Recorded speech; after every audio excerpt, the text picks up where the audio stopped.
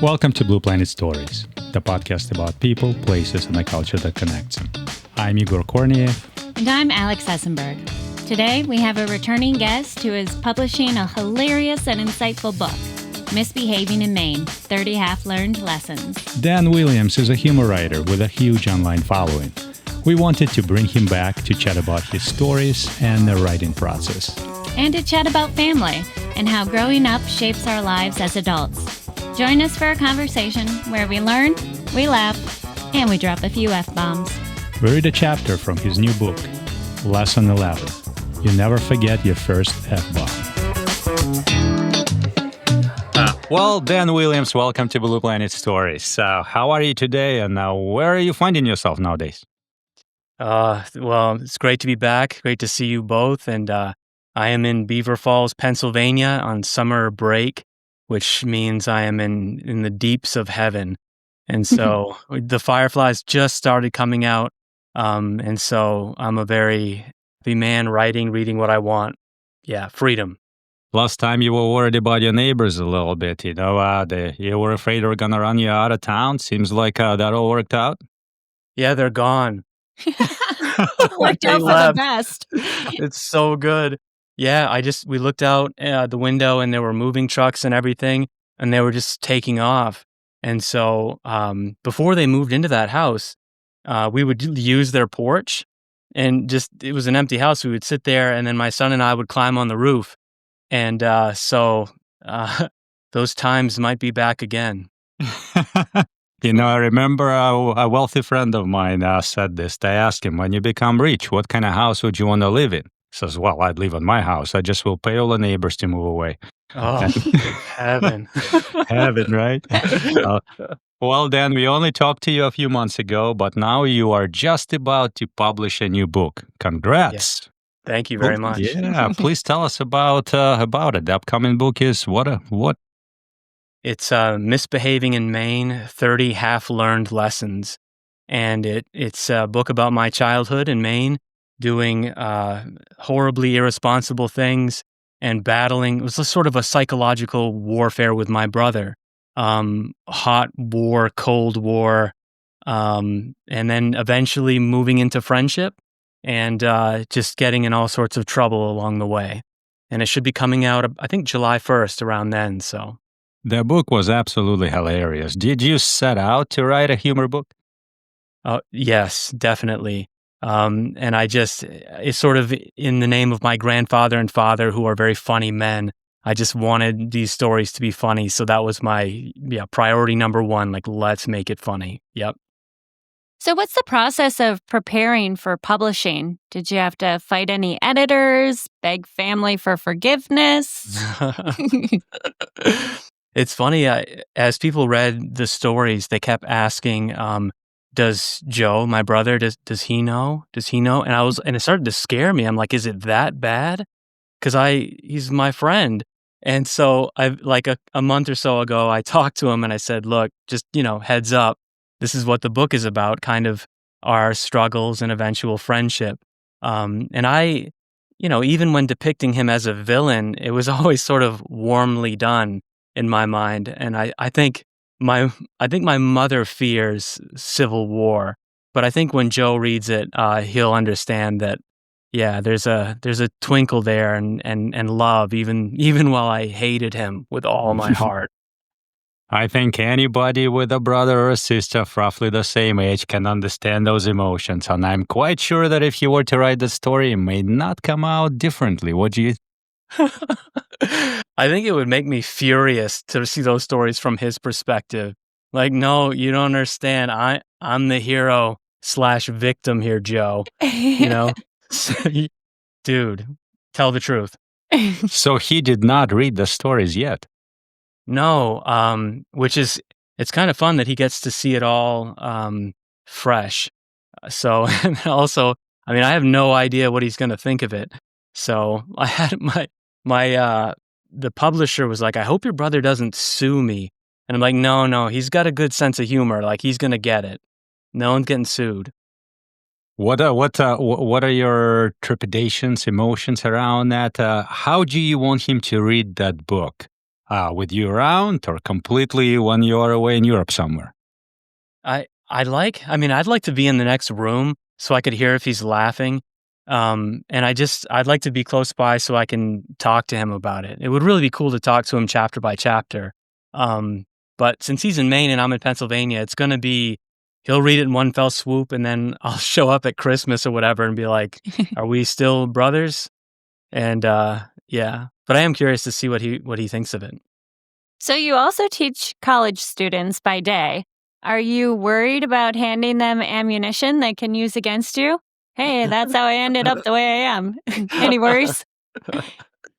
I feel like, so a lot of the stories I told them first as sort of like testing ground and then just kind of like fixed them accordingly. But, I do remember I read the last story about, making homemade explosives. I read that at a family reunion one time, and I got in trouble because I had told all the children how to make bombs through the whole story over and over again. I made it extremely clear where to get the Pyrodex, what kind of material to use for a bomb casing, and and yeah, people didn't like that all their children went home like supremely educated.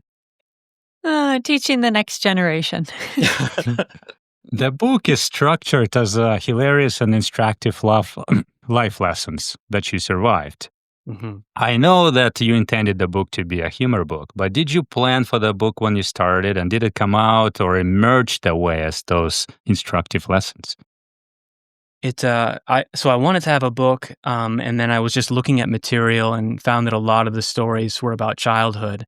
And then I was trying to think of an organizing principle for all of them. And we were on a ferry on the way to Peaks Island, Maine, and the title just dropped into my head, Misbehaving in Maine.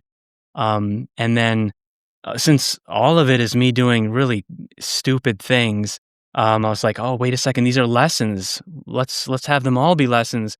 And then I thought, like, did I really learn though? Because like I still bump into mistake after mistake, and I'm like half learned lessons. That's more honest. And then my brother kept emerging in story after story, being such a big part of childhood. We're so close in age that I just thought, like, my goodness, I'm seeing the war. It's all right here. So that sort of like grabbed onto the book and like bent it into that shape. Hmm. The stories are self-contained. Obviously, there is an underlying theme throughout that you already mentioned, but there is a lot of craft that goes with each one of them. How much did you think about that during the process of writing? I think so I'm kind of tortured by editing, and I can edit something until I can't see the quality in it anymore. And so luckily I had periods of like being away from the stories and then coming back to them that really helped the editor's eye. And I have this problem sometimes where I mistake cleverness for humor, and so I'll put something together and I'm like, that is so funny, and then I'm mistaken. It's not funny. It's just really clever slash weird, and so I had to like learn the difference between those two things, and I especially learned that when reading in front of people. I'll read something that's clever and I'll like wait and like nobody's laughing. They're just sort of like thinking. And I'm like, oh, that's a disaster. So I had to like learn to like, okay, where's the funny inside the clever? Okay, there it is. So yeah, I don't know, finding the funny in something it's some of the most difficult editing work there is. Yeah. So, how did you choose your sounding boards? Who were the people who gave you feedback? My mother is one because she loves everything about me. And and my sister, and then my wife reads everything before it goes public. So I guess like people I love and trust, and who understand that I'm not a villain. I was just a little child in Maine trying to figure out like what existence is. And then a few buddies along the way who I would send a particular story to because I know they went through something similar. Yeah, so this close core unit of family. It was hard for us to choose one story of the many, so we asked you, why did you choose this one? A couple of my friends read the story, and one of them said, "This needs to be on NPR." And I was like, "I love you. Like, I love this story now so much more." And then another friend read it, and he said, "I don't even understand what this means," but he said, "Quantum brilliance." And I was like, I'm in love with you now." And so, and I remember, I like this story too because I remember exactly what went through my mind when I first heard the F bomb. Like, I just pictured a Holstein cow. I saw it clearly, like a vision from God, and and then it just remained a cow until I learned that it's not. When you're watching your kids, does it occur to you what they think about what they observe, the swear words, the world around them, how they make sense of it, and how do you use your lessons in your conversations with them? Oh, it's a great question. I what I love, and I think it was, is it Chuck Palahniuk, the Fight Club dude, that he said that, it's a good story if it draws stories out of other people. And so, like you were saying that you remember when you first heard that F-bomb, and so I'll tell that story to students, and then they'll tell me their swear stories, which I love to hear. And I don't, I like writing stories, but I don't necessarily like telling them. So I almost just want to go around and say that one thing that gets everybody to start talking, and then I can just sort of collect. Mm. Um, yeah, tell me everything. I want to hear it.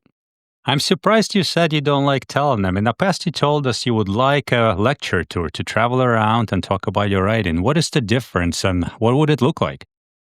I think it's the shoot from the hip storytelling that my grandpa and my dad can do.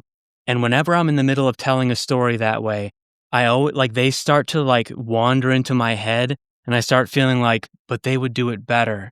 They're better at this than I am. Or when I'm telling them a story, that's when the pressure's really on. And I think I'm using too many words. I'm not getting to the point fast enough. My grandpa has this ability to just pause in the perfect places to just rip the room in half with laughter. And so I think the lecture tour, if I can write it down and read it, then I feel safer, I guess. And this all comes down to my love of stand-up comedy and fear of it. That shooting from the hip, inventing on the spot, um, nothing is more powerful or more terrifying. So I would be a scripted lecture man. Um, yeah.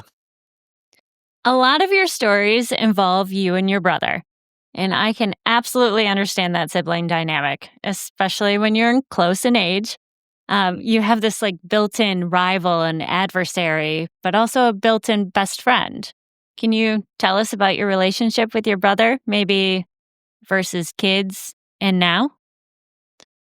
We are close in age, and so the way I understand it is that he, since he's a little bit older, was ahead of me in all things naturally, and so he was also a critic. So we'd both be drawing something at the table, and I would just hold it up and show him, and he'd be like, "That's not good," and then I would just take that in deeply, like, "This is not good," and I remember that everything that was Joe's, everything that belonged to him was better.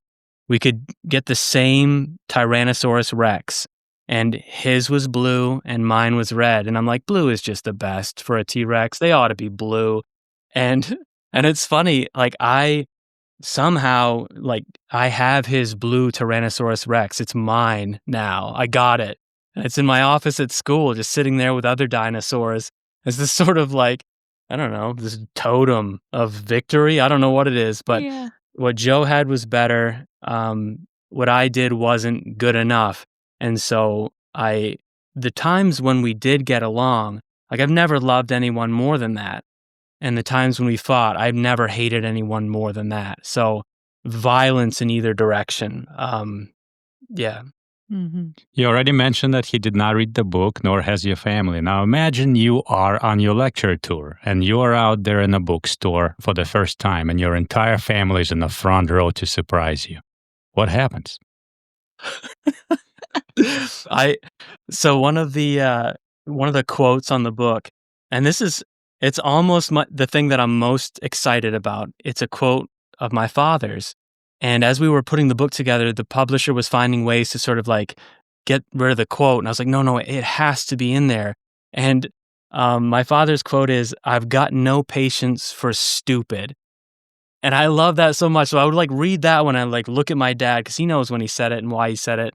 And then a quote from my mother, which would be like, "Why can't you write something nice?" And I would read that and I would look at her and it would be wonderful to sort of like have a little conversation between each family member based on the story. Um, and especially my sister, who is one of my best friends, she had to live in a world where I was desperate for my older brother's attention. And Meg was like an afterthought. I was sort of like, if Joe is not around, then okay, Meg, I guess we're playing games.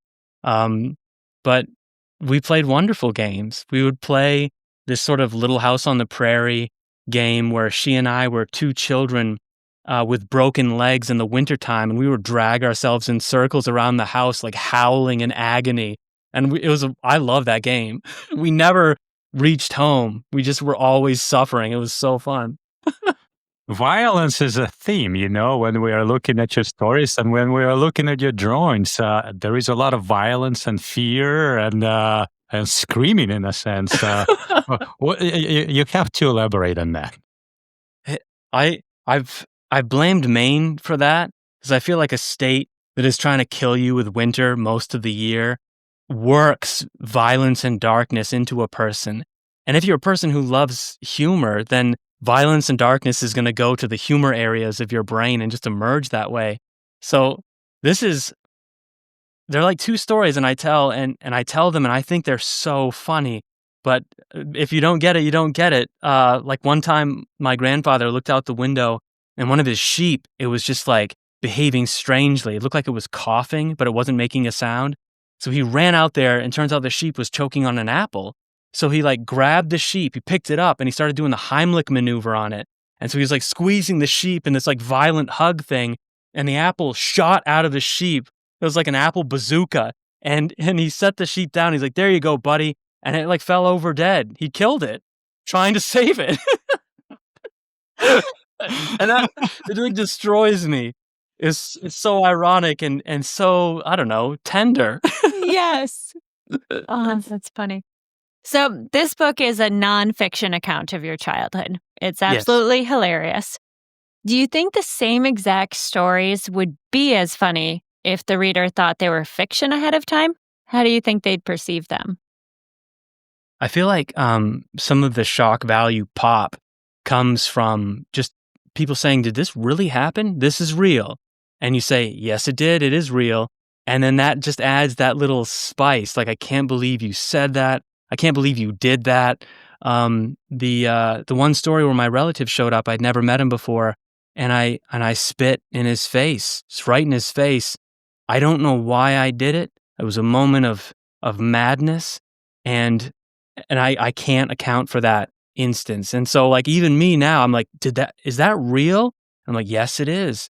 And so I think the reality of it just like hits people with just another little wave of fun and funny. Because of that story, I'll never look into the open door of a school bus again without sending somebody ahead of me. Thank you for ruining my life, Dan. I'm so sorry. Now that you have published a book, will you write another one? Or would it be more humor, or will you explore another direction? I think I would like to do nonfiction humor books forever. I just want to keep mining the past and collecting those together into books. But I've always had my heart set on a fiction novel. And so I've been using this summer to write one. And it's a middle grade fiction. It's called What Happens in Maine. And it's about two kids dealing with a ghost and trying to rescue a kid who is a kid from 60 years ago who's still in the ghost's clutches and they want to get him out of there. And so my attempt with this book, I want to fuse fiction and humor, something that I've been working on for a while. And usually the fiction just goes straight to darkness and death and violence. And I want to just try to like yeah, okay, it can be violent, it can be dark, but I really want it to be funny. So I'm trying hard to steer it that way. Fundamentally, do you think authors should stick to what they know, or exploration of other areas is more desirable? I it's it's great. It's a great question because I think that you should be delight led. And so whatever you want to do, you ought to do. And so I feel like sometimes you just want to stay in one area for a very long time. And then the fear creeps in like, am I stuck here? Maybe I'm never going to leave this place. And then you just have to ask yourself, well, do you like it here? Are you having fun telling these stories? If so, keep telling them.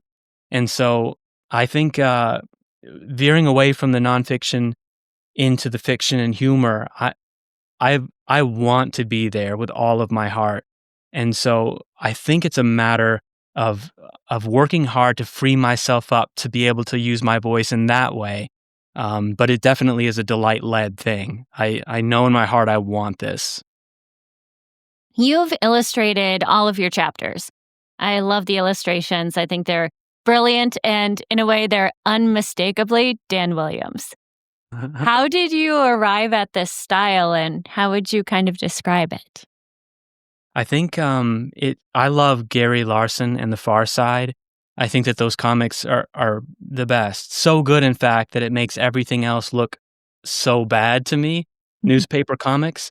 And there's a way he had of drawing a person that seemed to like bring out the evil in them, and the boredom and the hope for connection, all those things just in those faces.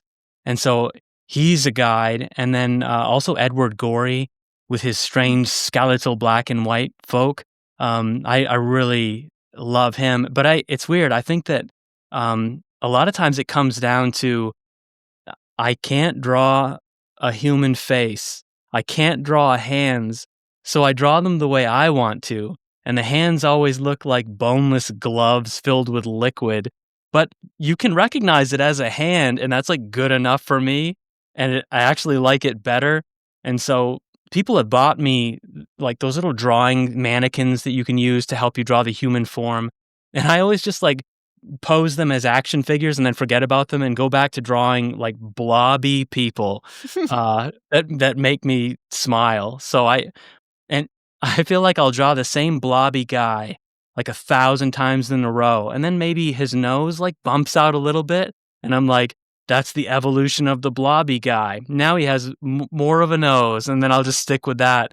And so, yeah, it feels accidental, but there's always been enough love in it that I've stayed in it since childhood. Mm. Fantastic. I love those illustrations. So then I want to switch the conversation to the mechanics of being a published writer. Your book is going to be out and you'll have to promote it. What do you want to do with this? I just I want to get over my fear of being an extrovert and be a fake extrovert and get out there and just read the book, share it with people, and just do whatever it takes really to let people know about it. And so that might mean these lecture tours where it's me and my wife looking at each other and in like an empty bookstore. Okay, let's do it. So I let's go. I just want people to see the book, and I have my guts. The confident side of myself, which is this sort of like little powerful 2% of me that has self confidence. Like that says like if people bump into this, they're gonna like it. So I want to share it. And that actually goes into the cover work on the book. The cover it's a drawing of a bear with a boy inside its stomach, and the boy is in there with a bomb that's lit, and it's gonna go off and open up the bear for the world. And so I want to show people that. And if I saw that, I'd be like, I want to read that book. Let's see that bear explode. And then the backside, there are images of little children sort of just like full of the vomit and diarrhea that is like inevitable. It's going to ruin their childhood. And he's just quaking on the back of the book. So I want to walk around and hand the book out like it's a religious tract. So let's go. So what are you willing to do to make it popular? You can. I was thinking of with a buddy that I should stage some sort of some national public thing, like I'm attacked by wolves. And while I'm fighting them off, like I don't know, the book is there somewhere, like in the foreground. I think that something that's going to get people's attention, because there's so much noise out there. I think I need wolves. And so, like, bring on physical pain, whatever it takes. I just want people to see the book. So, Dan, one last question. You can time travel. What lesson from your book would you unlearn or maybe learn the easier way? So the first one that comes to mind is a romantic story about me being in love with two girls at the same time and going to that camp on the edge of the lake and not understanding what lactose intolerance is and filling myself up with cheese and dairy of all kinds and then just like exploding with violent diarrhea all night long within earshot of these two ladies I loved. I just I love that story, but I feel like because I love myself, I'd want to be like, Dan, like slow down with the pizza, dude. Like, you don't need another cheese stick. I hate to lose the story, but I just want to help that little guy. Like, you're in for a disaster, my friend. Eat some celery. So, Daniel, that was not the last question. But last time you told us, if I'm right, that you wanted the foreword to be written by Stephen King. Yes. And yeah, working still, on it? Yeah, we sent him a copy of the book. So Excellent. we'll see. We sent a copy to David Sedaris, to Stephen King. And so if there's a cosmic accident and King actually reads the book, I think he'll like it. He's always saying in his books, he's saying friends and neighbors. He's reaching out to the audience. And I've like grabbed the friends and neighbors thing. And so I just want, like, come on, Papa King. I am one of your children. Please write the forward. I hope he does. The book is fantastic. It's relatable. It's funny. It's something that we all have lived through. And a lot of our kids will live through that as well. So I hope everybody reads it. Good luck to you, Dan. Oh, thank you so much. Thank you. Today we're reading Lesson 11, a chapter from your book. Can you set the scene for us? How old are you? And what do you think of yourself then? So this is me in the first grade and at Palermo Consolidated School. And it's wintertime, but sort of a slushy winter day. So it required children to bring both boots and sneakers in case there was, outside play and in case your shoes got wet. So the ride home is where I learned my lesson. And it was on a school bus that was filled with delinquents. At the back of the bus, all these Maine farm kids were wild. They had adult knowledge of everything. And I was just this tiny little bean of a first grader about to roll into their clutches. So that's here we go. It's a fun story. Let's read it. Misbehaving in Maine. Written by Dan Williams. Narrated by Alex Essenberg. Lesson 11. You never forget your first F-bomb. First grade. Late winter. Our teachers made us bring 2 pairs of footwear. Boots for outside recess, shoes for inside. That week, the sun broke winter's back, turning the playground into a slush swamp. On Friday, I somehow managed to soak 1 shoe and 1 boot. So, at the end of the day, I climbed onto the bus wearing 1 of each. Joe, who entered the bus with me, shook his head at my boot and shoe combo. "Stupid," he said. I was about to say, "You're stupid," but a voice from the back of the bus stopped me. "Look at that kid. 1 shoe, 1 boot." I don't know why this was such a spectacle, but suddenly the back of the bus swarmed with heads, all looking my way. Massive heads. The heads of 8th graders. People we called the big kids, because they were kids at the same time as being the biggest people ever conceived. People like Guy Bradstreet. No teeth? No problem. You don't need teeth when you own your own logging company. People like Billy Miles. He was taller than every teacher, heavier than every 2.5 teachers. When Billy ran on the playground, flocks of children fled before him like sandpipers fleeing waves. And whenever he ran, he made a sound. Out of his mouth came the roar of an 18-wheeler, shifting into higher and higher gears. I can still see and hear Billy as he ran from one end of the playground to the other, reaching gears that truckers can only dream of. Another big kid was Jim Blake.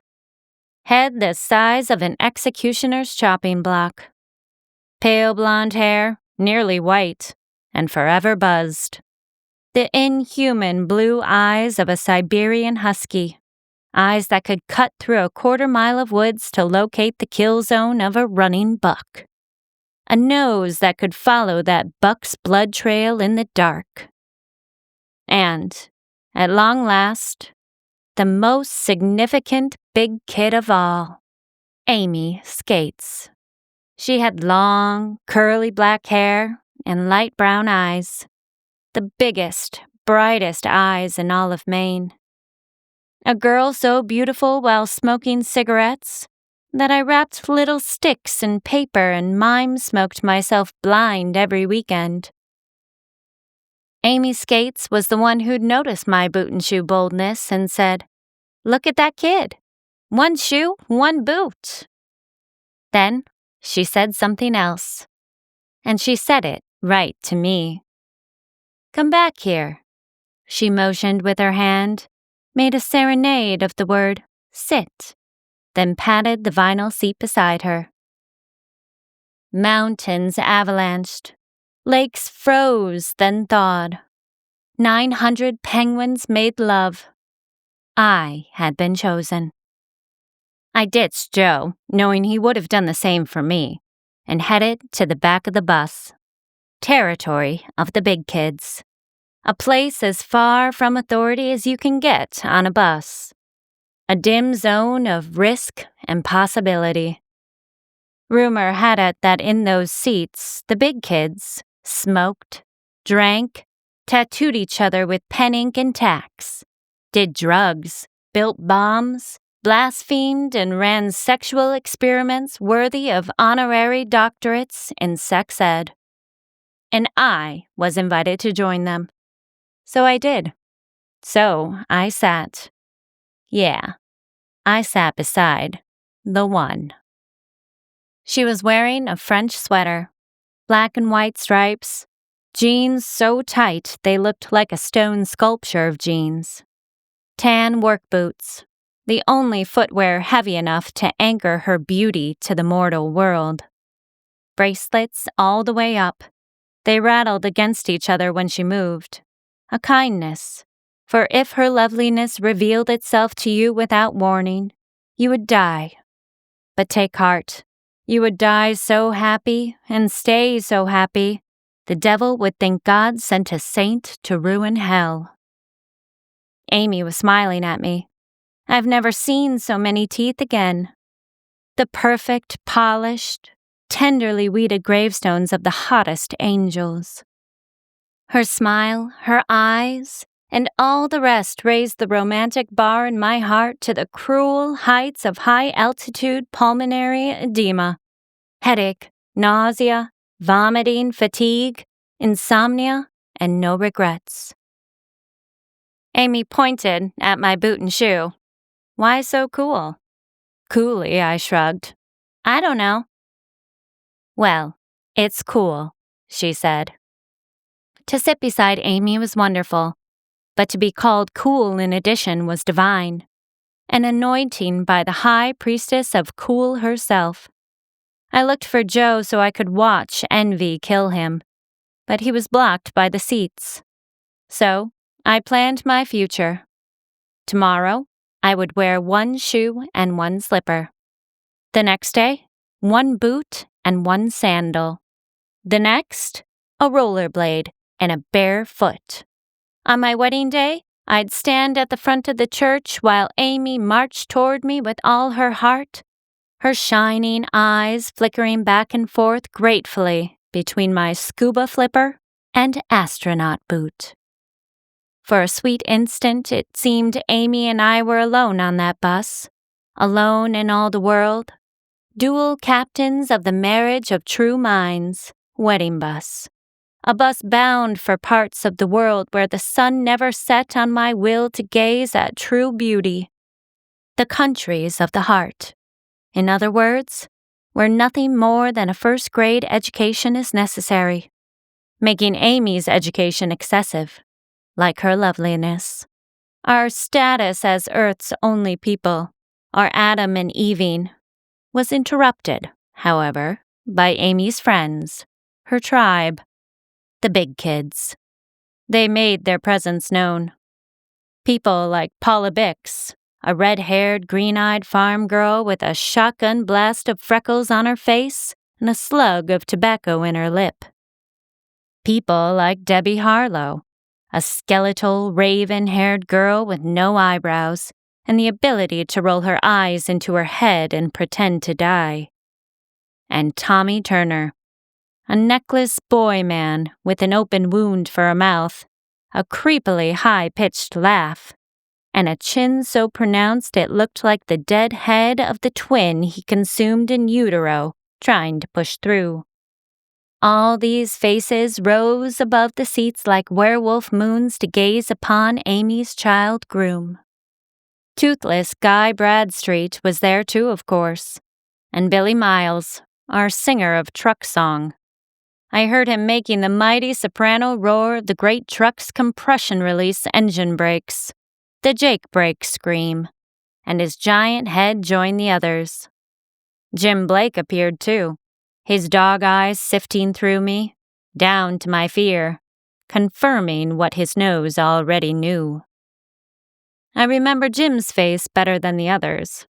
It hung above the seat in front of me as big as a prize pumpkin carved to look like the end of my luck. He leaned so close. To look him in the eyes at that distance, I had to look at his dead blue eyes one at a time, turning my head from one to the other. He was smiling. He was chewing something, the cud of his tobacco and deer meat lunch, as he fashioned something to say.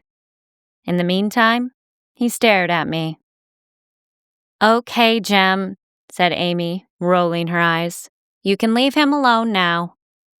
Jim ignored her, and this helped him speak. He said, "Hey, fuck you, kid. Cool shoes." "Thanks," I said. Of Jim's 6 words, I understood 5. The one I didn't understand was a word I'd never encountered before, and I turned it over and over in my mind, wondering what it meant. For some reason, Amy slapped the seat and hissed at Jim. "Don't say that!" "Don't say what?" he asked, smiling. "Don't say fuck? Should I not say fuck? Is fuck bad? I'll stop for fuck's sake. Oops, sorry. Fuck!" Though Amy did her best to defend me, for the rest of the ride home, all the big kids took turns saying the word, coughing it, whispering it to me around the edges of my seat, weaving it into their conversation seamlessly, so that sometimes Amy didn't even notice. But I noticed. I collected each occurrence, especially those that slipped out of Amy's mouth when she, now and then, forgot that I was there. As I gathered up the strange word, I wondered what it meant. It sounded a little mean, and it looked mean coming out of Jim's mouth and the mouths of some of the others. But it wasn't completely unpleasant. Sometimes it made people laugh. Sometimes it looked lovely, as beautiful as Amy's smiling lips. Before long, the bus stopped at my house. I said goodbye to Amy, and she branded my heart with the freezing fire of, "Bye, buddy."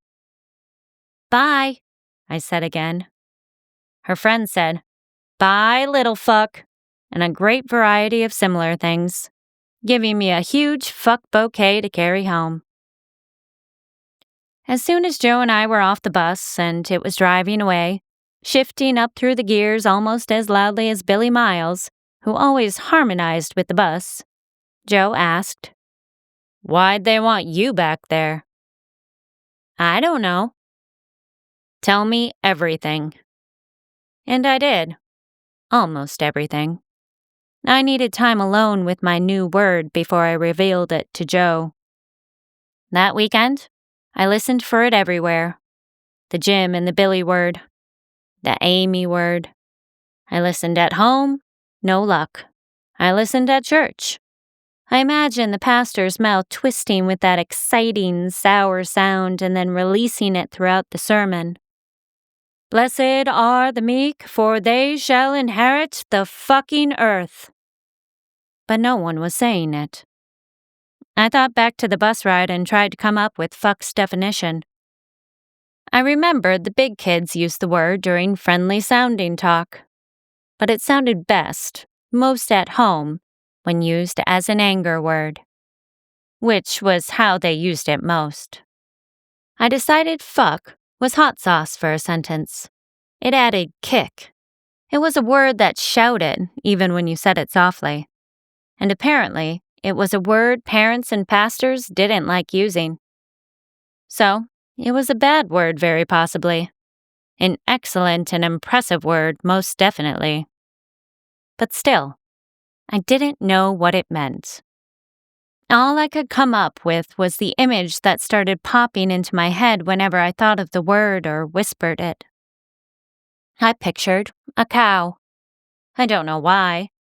Maybe because most of the big kids were farm kids, and I figured if they knew a word that was foreign to me, it would be a farm word, a technical term, which could be translated for the layman into barn, egg, or cow, etc. Barn. Good morning, church. Next Saturday, we're having ourselves a good old-fashioned fuck-raising. Egg. This chicken here? Oh, she's good for about a fuck a day. Cow. How now, brown fuck? Specifically, a black and white fuck. A Holstein. That's what I pictured. I felt correct, but confused. Why is a word that means cow a bad word? No idea. I moved on to my next problem. Why is a word that means cow an anger word? But this one, thanks to Grandpa, I could answer.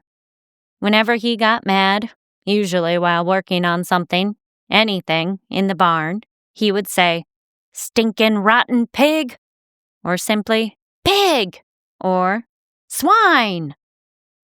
He did this in the place of swearing. He did this all the time. So it was easy to imagine Grandpa breaking a tool or skinning a knuckle and shouting, "Cow!" Shouting it the way a farmer would, a technical way. And the more I thought about it, the easier it was to imagine myself shouting it too. Joe and I took advantage of the warm weather and flew kites on the slushy front lawn. Our kites were as different as we were. Joe's was noble and American, resembling a bald eagle, while mine was an anarchist moth, complete with the huge, terrifying eyes on the wings and a moth's love of chaos. Joe got his kite as high as airplane traffic, turning it into nothing more than a brown, white, and bald speck against the blue. My kite, however, true to its nature, was sick in the head. It refused to catch and ride the winds. Instead, it struggled on purpose 15 feet off the ground while I ran back and forth as hard as I could, trying to drag life into the big jerk of a moth. "Come on!" I shouted. I called the usuals "stupid" and "idiot." I called it "swine," "pig," and "stinkin' rotten pig." Also, I said, "schmuck, you suck," and "I'll pluck your yuckin' eyes out." My kite responded by flapping its flabby skin even more, mocking me. I begged for God's help, and that's when the kite aimed its head downward and dove. When it struck the ground, something hot and saucy filled my mouth.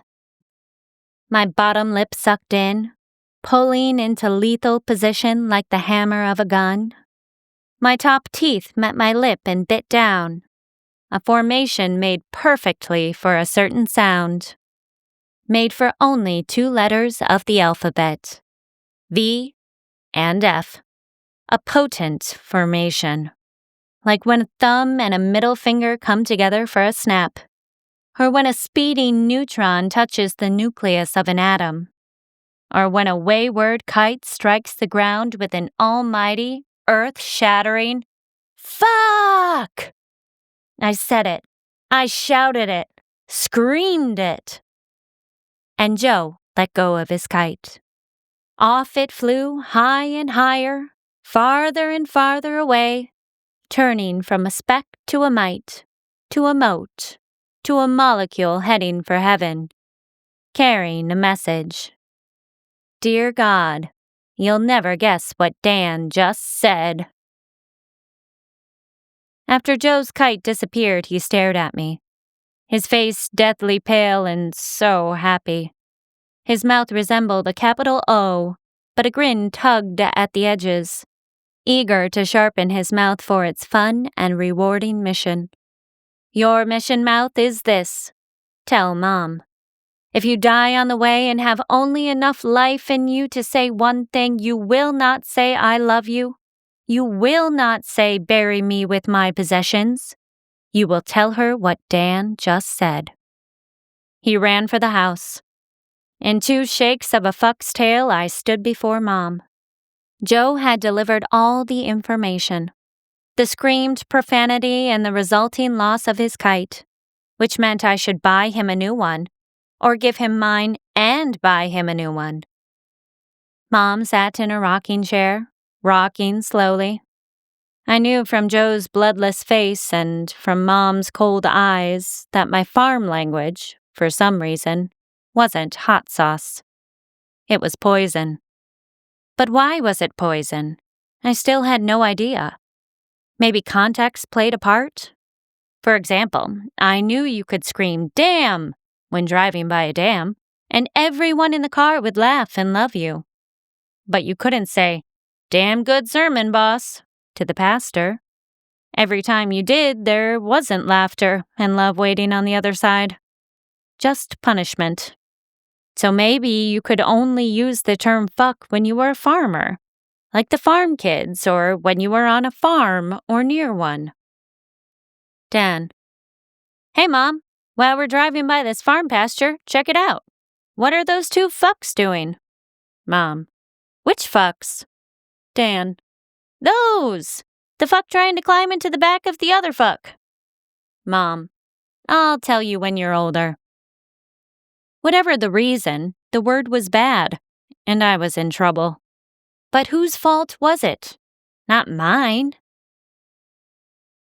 I feared Mom too much in the moment to even think of the big kids, to blame them, but later I did.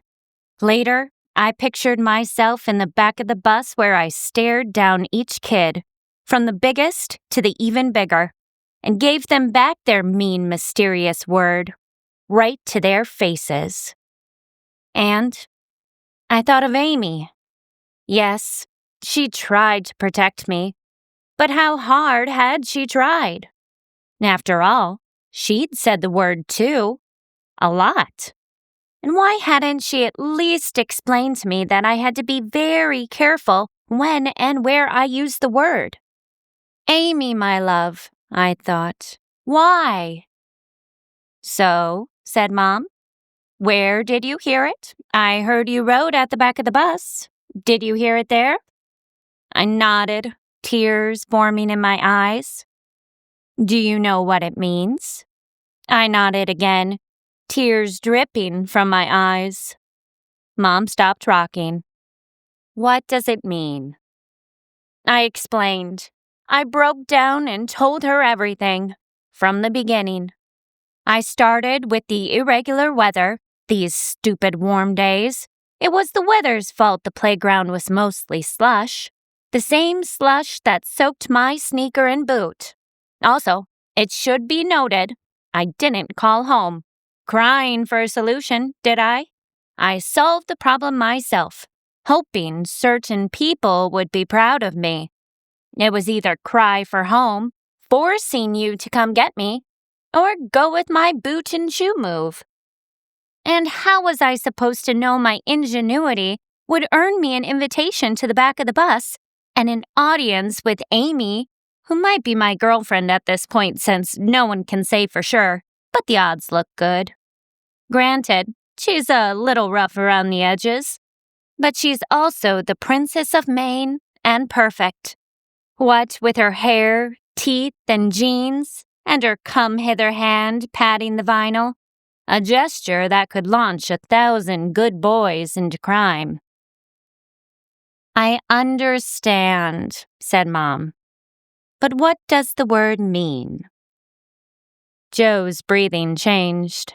It went from little puffs of happiness, puffs scratching their backs on the fangs of his smile, to silence.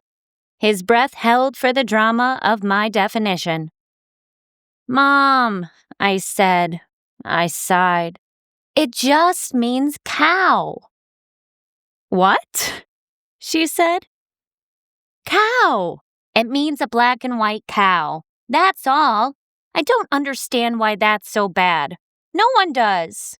I wept. I'm sorry. Then, out of nowhere, Mom started laughing. She rocked the chair back hard and laughed hard. Joe and I looked at each other, deeply confused.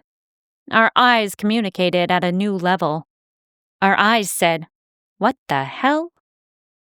But when Mom caught her breath, some seriousness came back to her face and voice. It doesn't mean cow, she said. It's a swear word.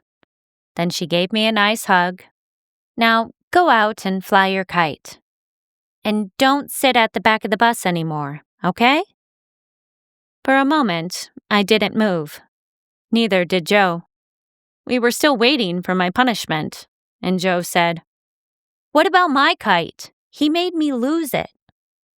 Go, Mom pointed at the door. We'll figure that out later. And away we went, shaken. A child had done something wrong. A child had done something very wrong, gotten caught, and a child had received no consequences. Even more amazing than this, a child had done all this consequence-free, and a mother had laughed. But why? Joe and I wondered over this as we walked in a haze of bewilderment back into the front lawn. Joe flew my kite. In half a minute, he got it horribly high. When I told him, Good job, and added, It's still my kite, he ignored me and said, I just don't understand. I knew exactly what he meant. If it didn't mean cow, what did it mean? He continued, Why didn't you get punished? I shook my head slowly, and I meant it. I don't know. It still had us in its grip. We were a temporary team, united by the unknown. We were one, even though he'd ratted me out. Even though he was stealing my kite right in front of me. I reached for the string over and over, but Joe wouldn't let me have it. It doesn't make sense, he said. It's one of the worst swears. If I said it, I'd lose everything. The kite found a patch of bad air and started to sway and drop. It's just not fair. But what does it mean? I said. It means you get away with everything. No, I mean the word. What's it mean? He said nothing. His eyes went back and forth, signifying thought. He was obviously rifling through his own definitions. Whatever he and I thought it meant, knowing that it didn't mean cow, put us one step closer to the truth. The kite pushed through the bad air, found wind, pulled the line tight again, and Joe smiled. I know what it means. Tell me, I shouted. You'll tell Mom. No, I won't. I would. Vengeance is sweet. Yeah, you will, he said. But ask your new friends next time you see them. Tell me what they say it means so I can see if they're right. You don't know what it means. Maybe. Maybe not. Of course, he didn't know. If he did, he would have given me tasks to perform, torturous ways to earn the definition. We watched the kite in silence. Some would call it a companionable silence. But with brothers, it's just another Christmas truce amidst two worlds at war. Still, it was peaceful. So much so that Joe even gave me a turn flying my own kite. He handed me the spool, which carried within it the power of the kite's pull, the sobering weight of success. Wow, I said. I know, said Joe. Don't mess it up. I did not mess it up, and the reason was this. While I flew, I thought of Amy. I wondered where she was, what she was up to, and who she was up to it with. Best case scenario, she was not spending time with some farm kid, a big and handsome dirty-mouthed man-boy. No, she was alone. She was walking the slushy fields of her farm, making the fields look French in her French sweater, and passing by cows while thinking nothing evil. She climbed a newly thawed-hailed, bright green and gazed up into the blue, losing herself there, dreaming of waiting years for love to grow old enough to find her. Here's what she didn't see in the sky. A bald eagle flying free of its captor, dragging a kite string and spool behind it. Because that eagle had crash-landed headfirst in a swamp and burst into just and funny flames. Here's what she did see. In the center of blue infinity, she saw a kite flying impossibly high, a kite with eyes looking down. True, they were moth eyes, but they were loving, eyes for her alone. She sighed, she smiled. She didn't know kites could fly that high.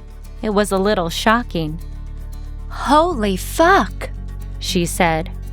And though I didn't know what she meant by that word, I knew one thing she didn't mean. And that was enough to help me make another educated guess. One of the many in a long line that would one day lead me to the truth. What did Amy mean? What was my new guess?